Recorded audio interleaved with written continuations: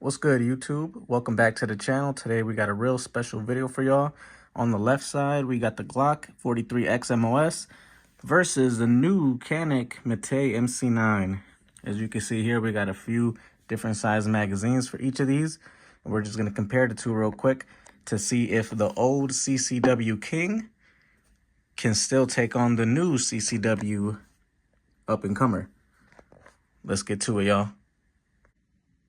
So starting with the champion of all champions right here, the GLOCK 43X MOS. What are we going to talk about first? Right off the bat, we're just going to talk about how many mags and what type of mags come in this box when you buy it. So this is a single stack. You get a 10-round magazine. You actually get 2 of them, which is right here. Single stack, 10 rounds. These we're going to get into a little bit later on. And over here, the new guy, we have the CANIK METE MC9. This one comes with a 12-round double stack magazine with a flush base plate. I did swap that out for the pinky extension because it fits my hand a little bit better. And it also comes with a 15-round double stack magazine as well that you could swap in. This one is really nice textured that matches with the texture on the gun. So, and this one we'll get into a little bit later on. So let's go ahead and talk about these two. Let's make sure we are clear before we start working on these. So as you can see, we are good to go here. That's clear. Sorry, I'm working with one hand, so I might have to swap over and over here. Here is the Glock and clear. All right.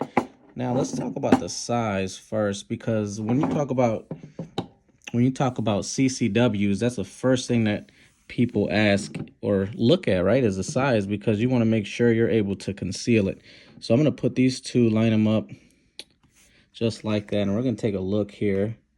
Now, again, these do not have any magazines in them, but you got the 10-rounder and 12-rounder at a minimum, and it doesn't look like there's that much of a difference, and there really isn't, to be honest with you guys.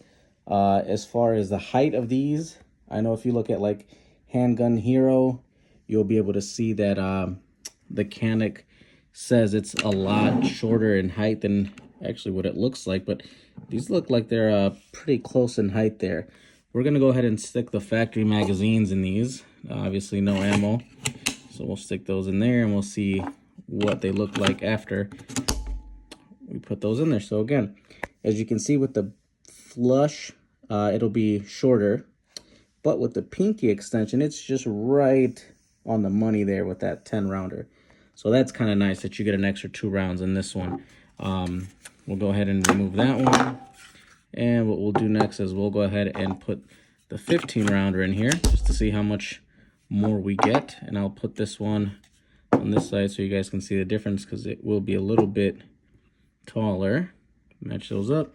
And now as you can see, you have just a little bit extra just hanging off of there. It would have been nice if they would have filled this in, you know, once you hold this in your hand. They filled that part in right there, but it's not a big deal. I mean, you still get 15 rounds out of that, and that's pretty nice for pretty close to the same. I'd say that's probably about a 1/4 inch or so of a difference. Let me bring them in a little bit closer so you can, yeah, there you go. So it's not too big of a difference, and you get 5 extra rounds in this. I know Shield Arms has a 15-round mag for the Glock, but we're not going to get into aftermarket stuff. We're just talking just whatever is OEM for these two. While we're talking about the magazines, I want to bring in these 2 magazines for the 43X, and this one, obviously there's more options for both, even OEM, but we're going to take a look and see, because what I like about this CANIK here is that you can actually use, sorry here, so you can see, all right. As you can see, you can use different magazines. This is for my CANIK Rival. This is a 18-rounder. That fits perfectly in there. No sleeve just yet. I'm assuming that maybe aftermarket supporters will start making a sleeve for that at some point. But, I mean, that fits right in there. And it fits like butter. It's nice and smooth. So we know that works. And that comes from the different lineups of the CANIKs. And then on the other hand, we got the GLOCK 43X. Go ahead and release that. And here we have a 15-round mag, double stack for the Glock 19. I know what you guys are thinking. It's not going to fit. It doesn't work. And guess what? you're right, it does not work. So can't use that. Here we got a 17 rounder from a Glock 47 that I also just picked up, and guess what? Doesn't work.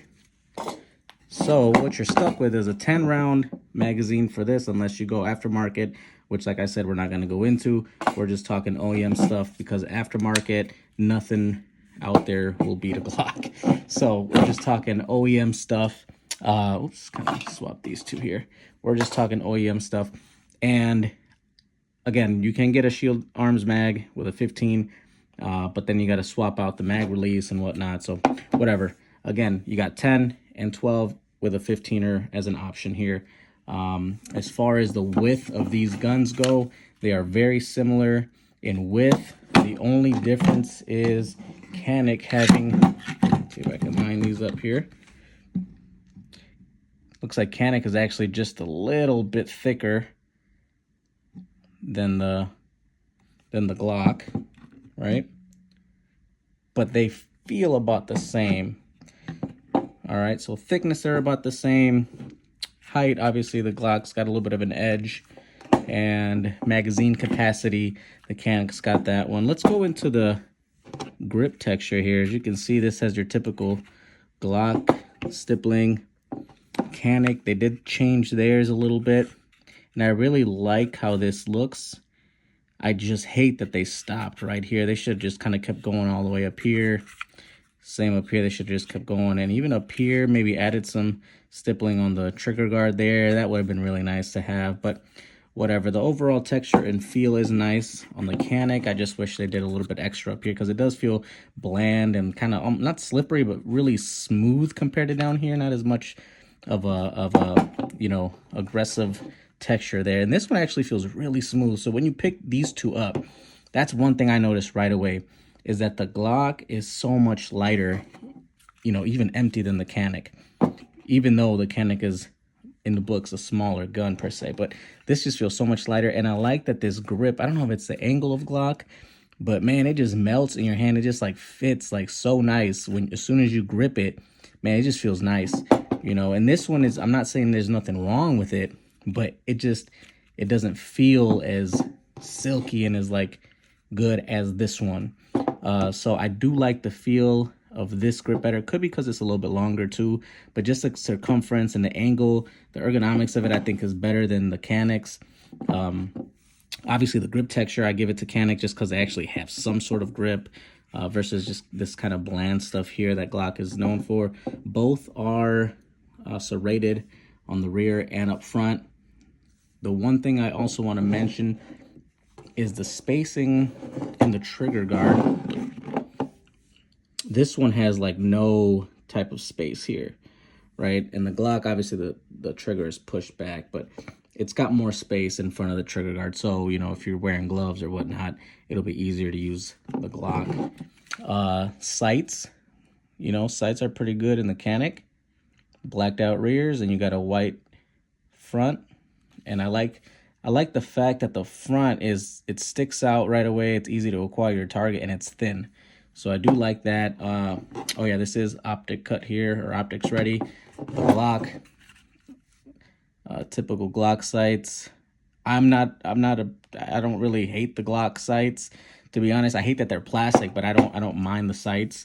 I do find that it's easier to get your on target with the CANIK, a little bit easier, though, a little bit faster. So I do appreciate that. You know, as far as the trigger feel, this is the killer, man. Like, all right, so I went out to go buy this, right? And it was the only one locally near me within probably hours, because as you guys know, it hasn't really fully been released or available to everybody just yet. But man, when I went out there and I looked at it, I was so excited. I was like, yo, heck yeah, man, I'm about to get this gun.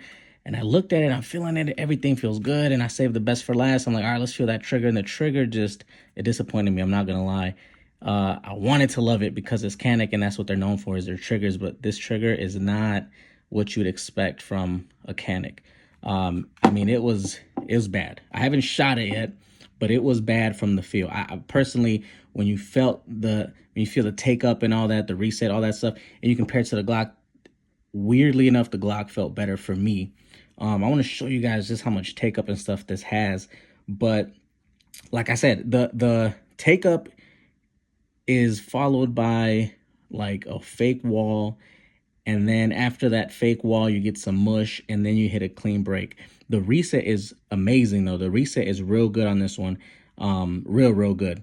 But just that first pull is just, to me, is garbage. It's not really what CANIK does. You know what I mean? So I want to show you guys that real quick here.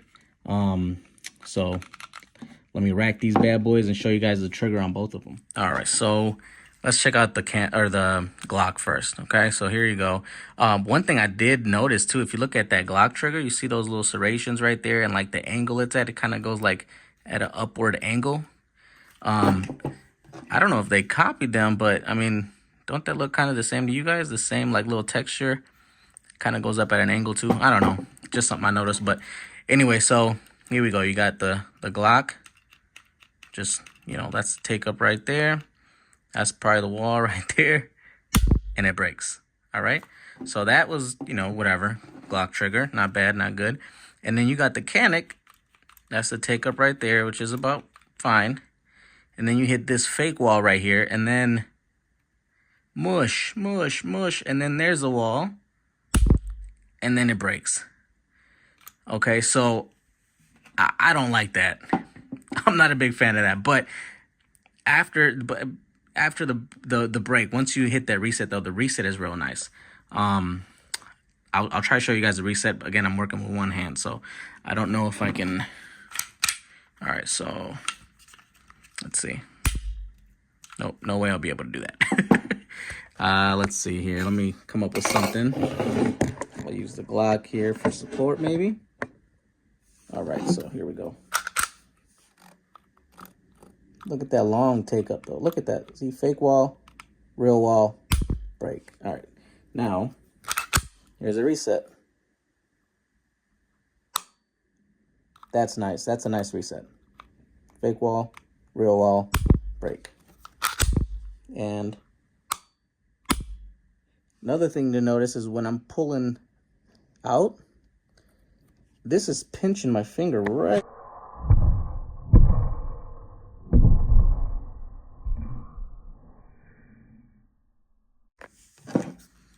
This pinches my finger right in there when it's coming back. That pinches right. That little itty bitty gap pinches my finger on the way back. So I don't know if it's better to come up here, but if I go here, on the way back, it just pinches. So that's that one. Now I'll show you guys the reset on the Glock. All right, here's the Glock. Take up, wall, break, and reset. Not as good as CANIK, right? So I don't know. It's kind of a 50-50 for me. The feel, this one feels lighter once you break, but to get there, man, it takes forever. I mean, you could let off. Everybody clowns Glock 43X because it only carries 10 rounds and it's a long frame. But honestly, by the time you're finished pulling that first shot, you probably got all 10 rounds off on that one. So I don't know. To me, it's kind of a 50-50. Not really what CANIK is known for, in my opinion. Some people are raging over the trigger on this. I'm trying not to be biased because I love CANIK and I love Glocks. That's really all I got is CANIK and Glocks. But it just didn't wow me, you know, as a CANIK normally does. Like when the Rival came out, that wowed me. This one didn't really wow me. And I know it's a CCW trigger. I get that, but it's still not, you know what I'm saying? Like, it could be a lot better, especially for what CANIK is known for, is that trigger. But I can't complain. I love it just because, I mean, it's a $400 gun. You know what I mean? So can't really complain about what you get. And I'm assuming you can always swap it out. I hope I can swap that out with something or fix it. I don't know. Whatever. Maybe in the future something will come out, right? All right, so let's keep looking at these two guns. Like I said, the weight, this one just, once I picked this up, sorry about the camera, y'all. Once I pick this up, it just feels nice, man. I don't know what it is. And this I pick up and it feels heavy right off the bat. Like the slide just feels real heavy. It might be better on, it might be because they wanted it for, you know, to support the recoil because it's such a smaller gun. I don't know. But once we get out at the range and test it out, I will let you guys know about recoil. I know some people have said this is snappy. I honestly, like I said, I just bought this one. So when I went out to go get this, I was like, nah, you know what? Let me pick this. But I couldn't help it. This is only $400. So I, picked that one up as well the following day, which was actually today. So I haven't shot either of them just yet. But once I get out there, we'll go, I'll bring y'all with. Y'all can see the recoil and stuff on both of them. Another thing, to rack the slide on this is easy peasy, normal, right? This one for me, and I was going to say maybe because it's new, but again, I'm trying not to be biased because this is new too, and this one is silky smooth. This slide is a little bit hard to rack, noticeably enough to tell you that this is smoother. Also, the other thing too, the first time when I went to go look at this and I tried to rack it, I racked it from the front. And so I came this way, and the sights right here I noticed they were sharp as heck, man. They cut my hand like this part of my hand. And I was like, man, they should have I don't know, they should have sanded them down a little bit more. Maybe I could, I'm not sure. But yeah, that's another thing too, is careful with those rear sights. They are a little bit sharp. Maybe it was just me, user error, I don't know. But either way, this one it felt nice, to rack the slide. Not bad at all. So, all right, guys, let's jump into a couple of more things here, and then that'll wrap up the video for y'all. Let's go into the light mounting system. So as you can see, this one's got a nice little rail to it. And the 43X is decent. I mean, you could throw a couple different lights on there too, but you can have a lot more options with that CANIK. The mag release itself, I think they both work good. I'm not a huge fan of Glock's mag releases, to be honest with you guys, just because, as you can see, it's kind of got a slant going outwards. You kind of got to push like this end of it down for it to fully work, because if you try to push it from here, it's not going to be as easy. It's not going to be as smooth. But the nice thing is that because this is the same length as a 19, you don't have too much of an issue reaching without manipulating your grip.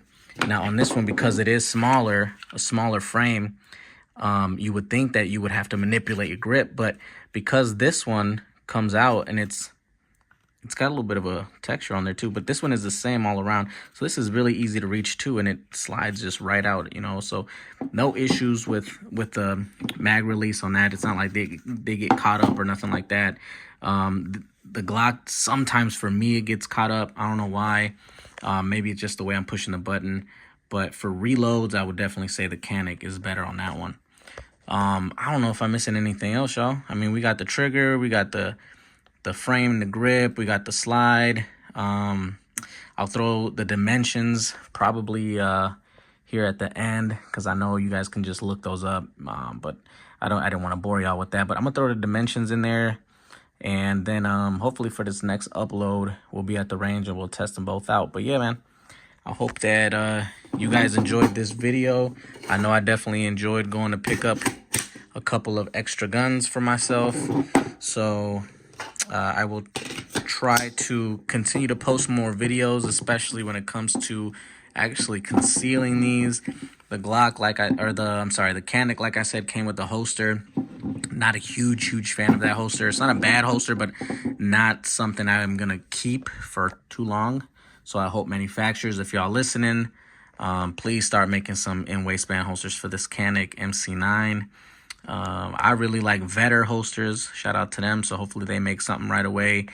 This Glock 43X, there's a ton of stuff out there for them as far as holsters. I actually ordered probably like 4 or 5 different ones so I could try them all out and see what is the most comfortable, so I can let y'all know, report back to you guys and let you know what is the most comfortable and concealable holster to carry with. Like I said, I'm a big fan of Vetter, but I ordered Alien Gear, Tolster, a couple other different brands out there. So those should be coming in within the next couple days. Other than Vetter, they're a few weeks out. But like I said, yeah, we'll compare those once more holsters start coming out for the CANIK. But in the meantime, I hope y'all have a good one. Man, God bless y'all, and I hope y'all enjoy the video, man. Don't forget to like, comment, and subscribe if you haven't already subscribed to the video. All right, y'all, take it easy. God bless y'all.